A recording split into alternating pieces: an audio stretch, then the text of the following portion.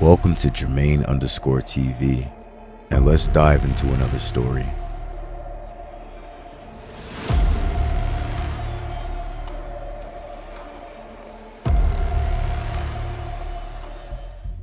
Charlotte woke up early in the morning on April 25th, 1678. She rose from bed, brushed her usual mess of blonde hair, and put on her favorite red dress and matching red shoes. She had always loved the beauty of the color red, the vivid hue of roses and red cardinal flowers that grew wild in the forest around her home. So she always made sure her outfit contained the color red somewhere within it. As she passed the kitchen, her mother told her that the chickens had been fed, so instead, she had the task of collecting tonight's firewood. Charlotte grimaced. She disliked collecting firewood, as the forest always gave her a bad feeling. Even though she knew the forest was filled with life, it was still too quiet, too dark, too eerie. There would be no arguing with her mother, however.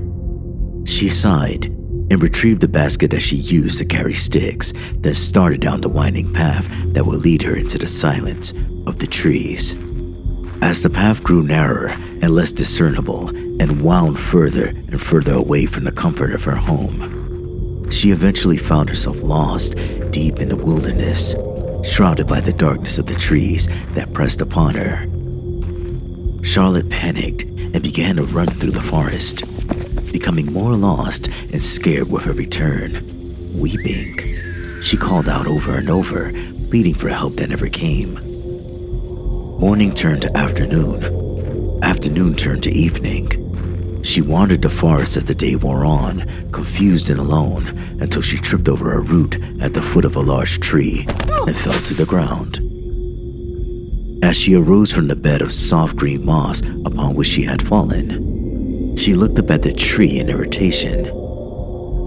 Even in the deepening gloom, she immediately noticed this tree was not like other trees. This tree was odd, tall, warped, and crooked, with a shape almost like that of a person. It had long twisted branches that looked like arms and little twigs where fingers would be. The lower trunk was split in two, as though the tree might be able to walk forward at any moment on bark-covered legs.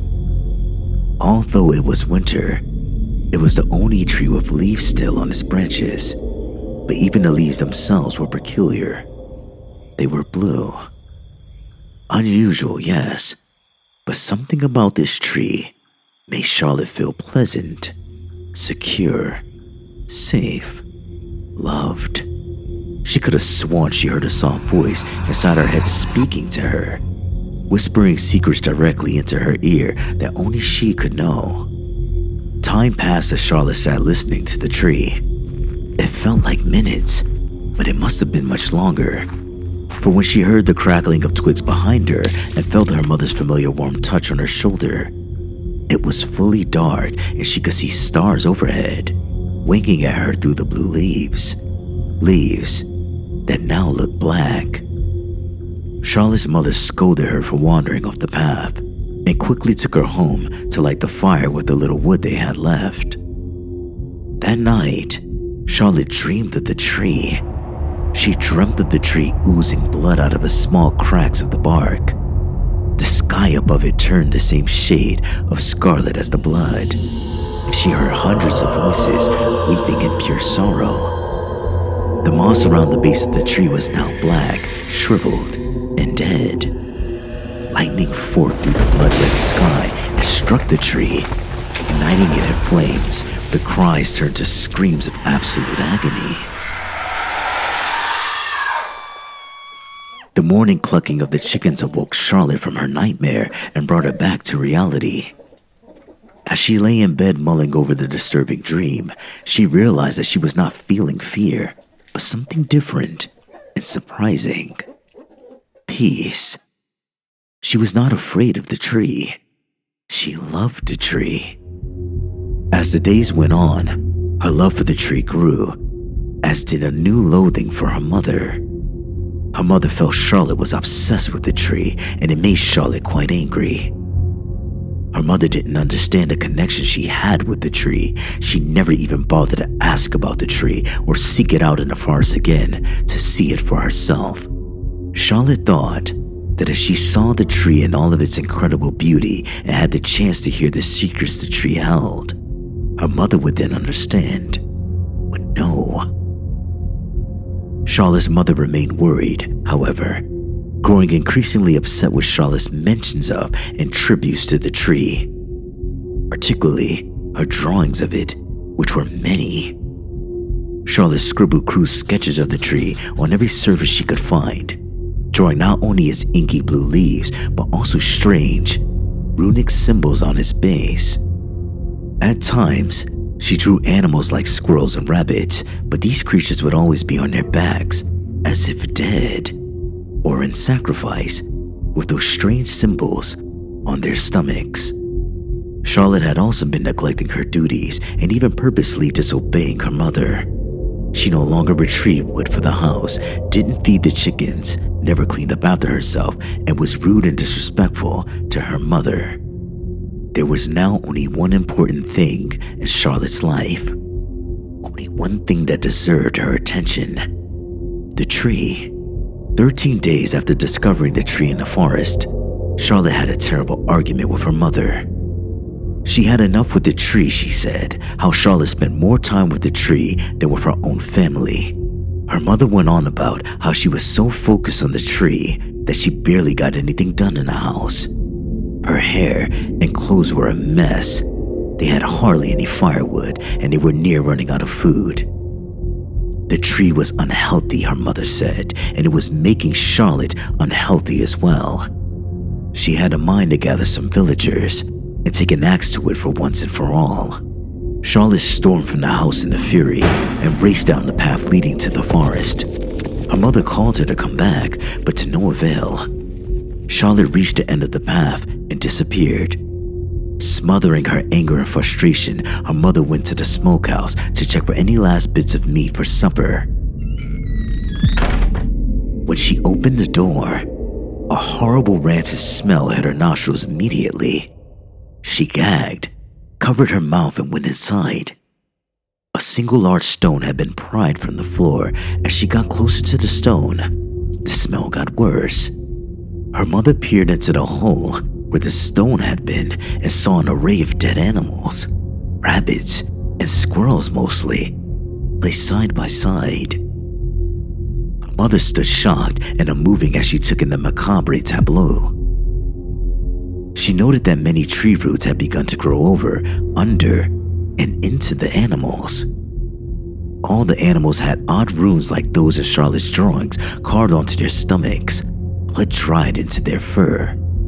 A chilly breeze of winter nipped lightly at Charlotte's face, ruffling the folds of her bright red dress and moosing strands of her beautiful blonde hair. She heard the tree calling to her and followed the sound of its voice in her head. As she wandered through the forest, a bramble from a nearby brush tore a piece of her dress, but she didn't care. The tree was calling.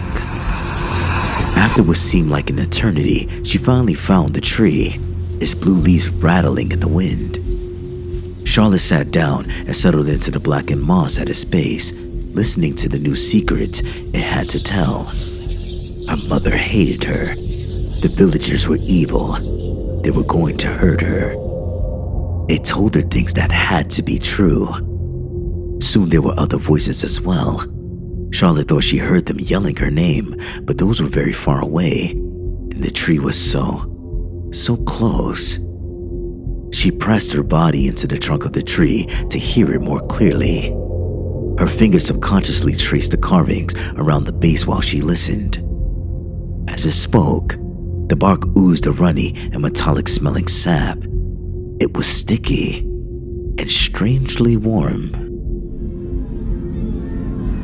By late afternoon, Charlotte had still not returned from the forest. Her mother, worried, rallied the villagers in a search party. Clouds were gathering, a storm was coming, and Charlotte needed to be found. The search party spent long hours scouring the forest, desperately calling out for Charlotte and looking for any sign of her or the odd tree with blue leaves. There was a brief moment of hope when a villager found a strip of fabric from Charlotte's red dress dangling from a bush. But after that, nothing.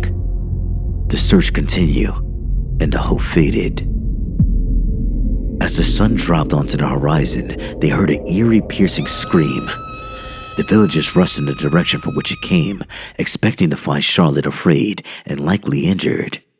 But instead, they only found the blue leaf tree, alone and desolate. They searched all around the tree, but there was no trace of Charlotte. They looked and looked and looked, but with nary a sign, until one of the villagers standing underneath the tree felt a small drop of water land on his nose. Rain, he thought. This storm is upon us. He wiped the drop from his nose. His fingers came away red. He looked up and saw the same red liquid dripping from a single leaf above him. He put his hands over his mouth in shock. The leaves of the tree were no longer blue. Above him was a canopy of scarlet. The leaves had turned blood red. This concludes our story. Thank you for listening. I hope you enjoyed the content. Please like, comment, and subscribe, and I'll see you in the next video. Bye.